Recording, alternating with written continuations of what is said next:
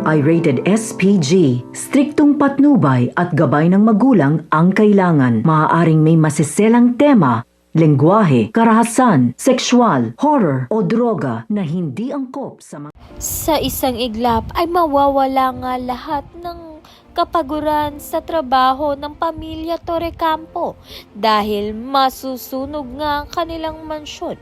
Palaisipan nga kung sino nga ba ang nagsimula ng sunog sa mansyon. Maaari nga kaya itong si Yoli dahil itong ang si Yoli ay matagal na ngang nakatira at naninilbihan sa pamilya Torrecampo. O ito nga bang si Thea dahil malaki ang galit niya sa pamilyang Torrecampo. Sa kabilang banda naman nga magigising na nga itong si Jobert dahil nga sa aksidenteng nangyayari sa kanya. Si Jobert nga ang naka-video sa kababalaghang ginawa nga nito ni Thea at ni Paulo. Subalit masabi nga kaya niya dito kay Marge ang katotohanan.